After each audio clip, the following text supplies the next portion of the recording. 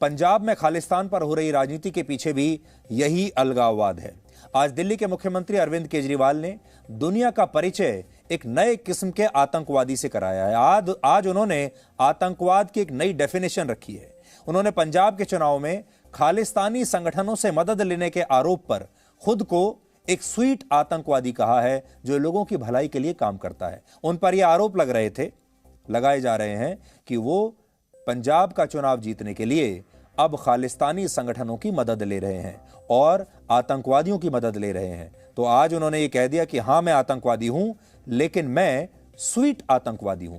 तो वो दुनिया के पहले स्वीट आतंकवादी बन गए हैं। ये सारे मिलके क्या कह रहे हैं?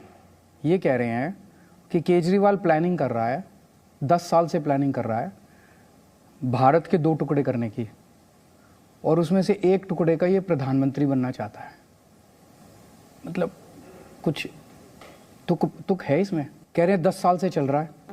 10 साल में तो कांग्रेस की भी सरकार थी, बीजेपी की भी अब सरकार है 7 साल से। तो ये इन्होंने गिरफ्तार क्यों नहीं किया? ये तो बहुत बड़ा आतंकवादी हो गया मैं तो, है ना। इतना बड़ा आतंकवादी तो शायद आज तक पैदा ही नहीं हुआ होगा कि मैं 2 टुकड़े करना। तो इनको तो अभी तक मुझे गिरफ्तार कर लेना चाहिए था। इनकी एजेंसीज क्या काम कर रही हैं? ये सारी इतनी सारी IB, रॉ, फलाना ढिमका, इतनी एजेंसीज क्या काम कर रही हैं जी?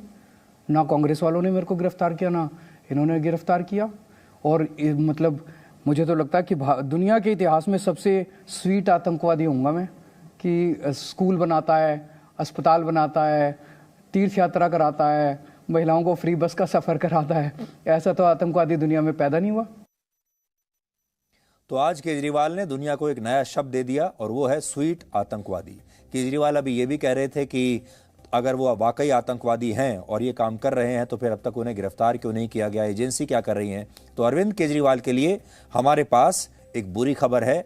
अभी थोड़ी देर में उनको ये बुरी खबर हम सुनाएंगे, जिससे उन्हें पता चल जाएगा कि एजेंसीज अब एक्टिव हो चुकी हैं। हालांकि अरविंद केजरीवाल के पुराने दोस्त कुमार विश्वास ने आज एक और बड़ा खुलासा करते हुए यह दावा किया कि जब पिछली बार 2017 में पंजाब के विधानसभा चुनाव हो रहे थे, तब केजरीवाल के घर पर खालिस्तानी संगठनों और उनके नेताओं की एक बैठक हुई थी, और जब कुमार विश्वास ने इस बैठक का विरोध किया था तो उन पर दबाव बनाकर उन्हें पंजाब के चुनाव से बाहर कर दिया गया था।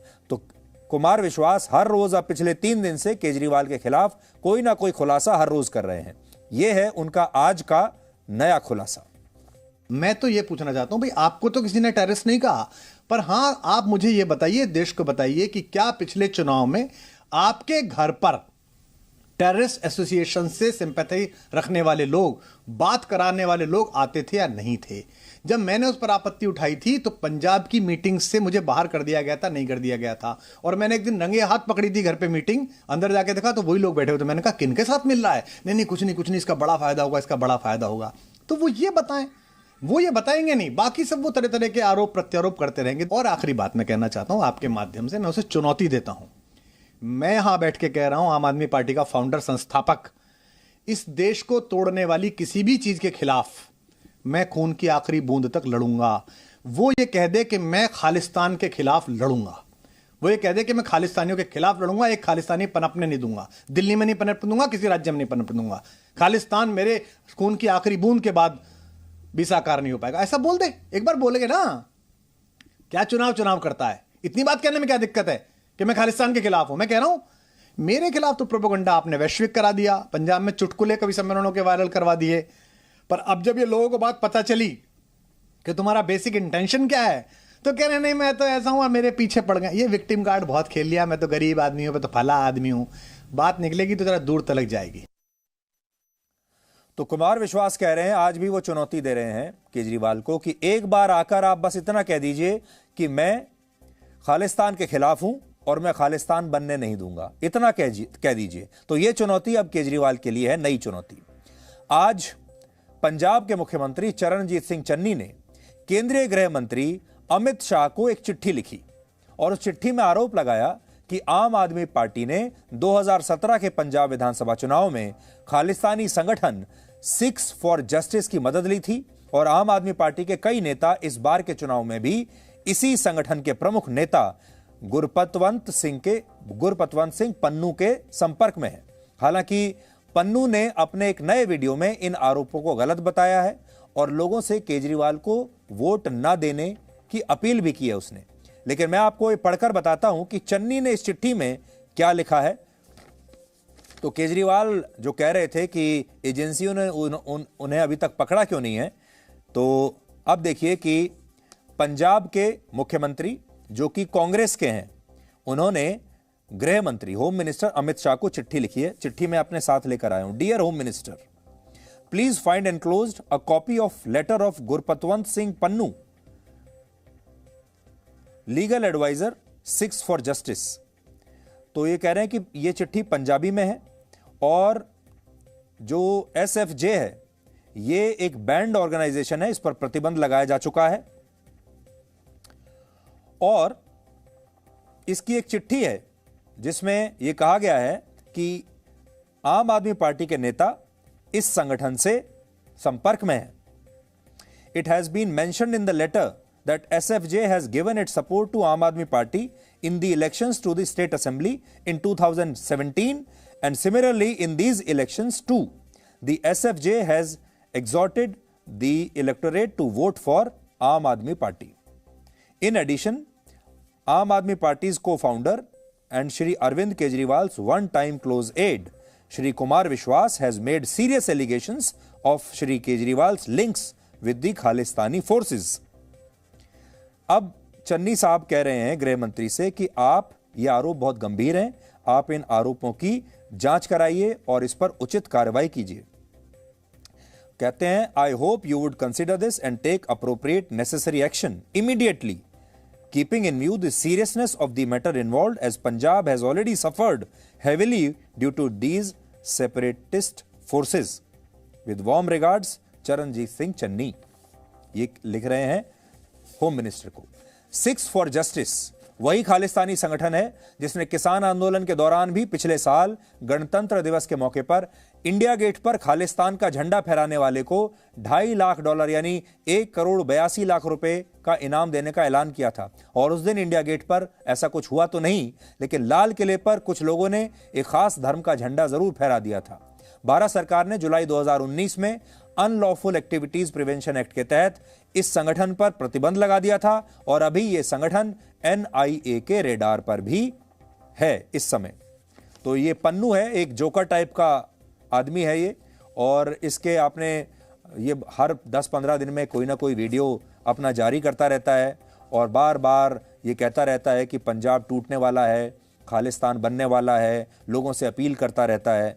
और अब चन्नी साहब जो हैं वो ये कह रहे हैं कि पन्नू के अरविंद केजरीवाल से संबंध है और ये जो पन्नू है ये केजरीवाल की मदद कर रहा है इस बार चुनाव में। खालिस्तान का अर्थ है the land of Khalsa. Hindi में इसका अर्थ है खालसा के लिए एक अलग राष्ट्र या सिखों के लिए एक अलग राष्ट्र। खालसा की स्थापना सिखों के 10वें गुरु गोविंद सिंह ने वर्ष 1699 में की थी और खालसा का अर्थ होता है प्योर यानी शुद्ध। लेकिन समय के साथ साथ इस विचार के उद्देश्य बदल गए और इसका राजनीतिकरण हो गया और वर्ष 1980 के दशक में पंजाब में अलगाववादी विचारधारा मजबूत हो गई थी और सिखों के लिए खालिस्तान नाम का अलग देश बनाने की मांग ने बहुत जोर पकड़ लिया था। ये वही दौर था जब पंजाब में आतंकवाद शुरू हुआ था और जर्नैल सिंह भिंडरवाला इसका पोस्टर बॉय बन गया था। भिंडरवाला भी एक आतंकवादी था जो भारत को तोड़कर खालिस्तान नाम का देश बनाना चाहता था। लेकिन अरविंद केजरीवाल ने अब आतंकवादी शब्द के मायने ही बदल दिए हैं और वो ये कह रहे हैं कि वो अलग किस्म के एक स्वीट आतंकवादी हैं। अब मैं आपको बताता हूं कि चरणजीत सिंह चन्नी ने तो जो चिट्ठी लिखी गृह मंत्री अमित शाह को, अमित शाह ने भी आज के आज ही उनका जवाब दे दिया। और अब अमित शाह का जवाब सुन लीजिए। और यह जवाब केजरीवाल के लिए बुरी खबर है। केजरीवाल जी कह रहे थे कि फिर मुझे गिरफ्तार क्यों नहीं करते, एजेंसियां मेरे पीछे क्यों नहीं आई। तो अब देखिए वो जो एजेंसियों का जो सुपर बॉस है वो चिट्ठी में क्या लिख रहा है।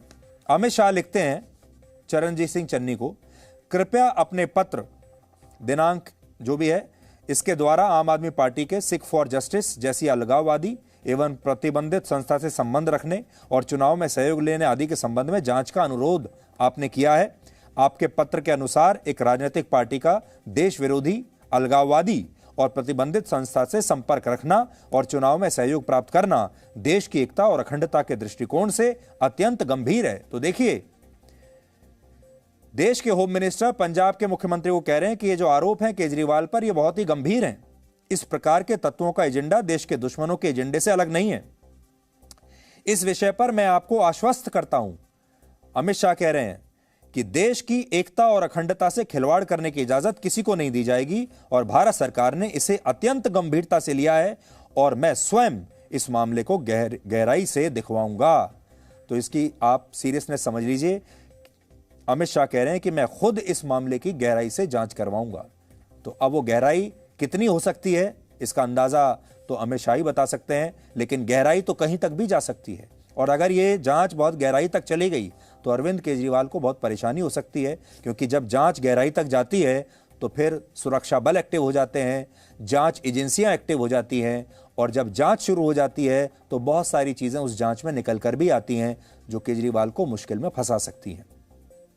तो केजरीवाल, आपको याद होगा, जब नए नए राजनीति में आए थे तो कहते थे सब मिले हुए हैं जी, लेकिन आज केजरीवाल को दबाने के लिए बाकी सब मिल गए हैं। यानी पंजाब में केजरीवाल को दबाने के लिए कांग्रेस और बीजेपी तक दोनों ने हाथ मिला लिया है। कांग्रेस के मुख्यमंत्री बीजेपी के होम मिनिस्टर को चिट्ठी लिख रहे हैं और होम मिनिस्टर भी इसे बहुत गंभीरता से ले रहे हैं। इसका मतलब आप समझिए, इसका मतलब यह है कि यह मामला बहुत गंभीर है और केजरीवाल को किसी भी कीमत पर पंजाब में रोका जाने की जो मंशा है वो होम मिनिस्ट्री की भी है और पंजाब की सरकार की भी है।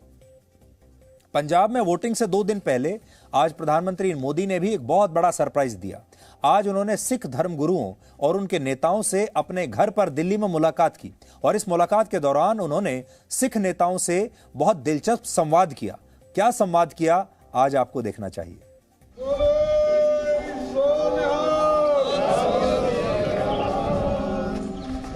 देश के प्रधानमंत्री मानयोग नरेंद्र मोदी जी के गृह विखे सारियां संस्थावां दे साडे धार्मिक संस्थावां और देश दीयां प्रमाणित हस्तियां अज इत्थे इकट्ठियां होईयां ने।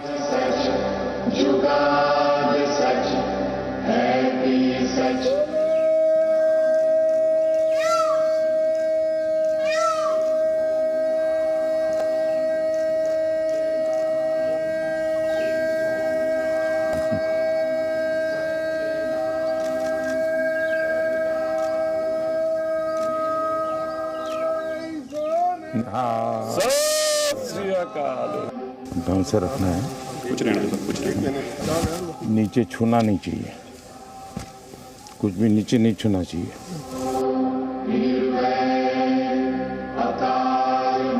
श्री गुरु गोबिंद सिंह महाराज जी का आभार व्यक्त करदा, जिन्हां ने भारत नूं माननीय मोदी जी जैसे प्राइम मिनिस्टर दिते हैं। क्या पहले प्राइम मिनिस्टर जी हैं जिन्होंने साहिबजादों के सम्मान को हर हृदय तक पहुंचाने का एक सफल प्रयास किया है। मैं सोचता हूं आपका हृदय एक सिख हृदय है।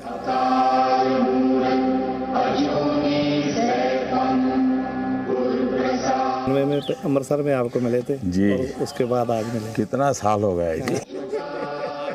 हमारे यहाँ गुजरात में तो कहा जाता है कि जब संतों की, महापुरुषों की चरण रज आपके घर में पड़ती है तो आपका जीवन धन्य हो जाता है। तो आज आपकी चरण रज मेरे घर में हुई है, ये मेरा सौभाग्य है। और मोदी जी, बड़ी कृपा है आपकी, जो आप कर रहे हो परमात्मा, हम तो दुआ करने आए हैं कि आपको और ताकत मिले और सिखों को, जो हम सारी उम्र ये था कि हमारा भी कुछ देखेगा, आप कर रहे हो, इससे ज़्यादा करो, परमात्मा आपका भला करे। ये देश कोई 47 में पैदा नहीं हुआ है जी। हमारे गुरु महाराजों ने कितनी तपस्या की है इमरजेंसी में। बहुत बड़ा हमारा जुल्म हम सब पे हुआ और मैं तो ये तो बराबर पता है, उस समय पंजाब में जो सत्याग्रह हुआ था इमरजेंसी के खिलाफ, तो बड़ा अद्भुत था जी। अब मैं उस समय अंडरग्राउंड रहता था, तो अंडरग्राउंड रहना है तो कुछ कपड़े वपड़े बदलने पड़ते थे, तो मैं सीखे के कपड़ों में ही रहता जी मैं पगड़ी पहनता था अरे सेवा मुझे करनी है आज सेवा आज मुझे करनी है।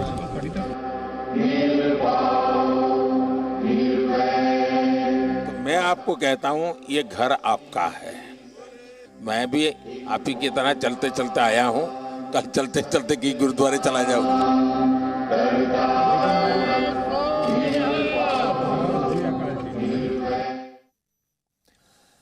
तो 20 तारीख को पंजाब में वोटिंग होनी है और पंजाब के लोगों के पास अब बस कुछ ही घंटे बचे हैं और सब तरह की बातें उन तक पहुंच रही होंगी। केजरीवाल की बात भी पहुंच रही है, चन्नी की बात भी पहुंच रही है और प्रधानमंत्री मोदी की बात भी पहुंच रही है। लेकिन हमें पूरा यकीन है कि पंजाब के लोग सबसे समझदार निकलेंगे और वो ये जानते होंगे कि पंजाब के लिए और उनके लिए क्या सही है और क्या गलत है।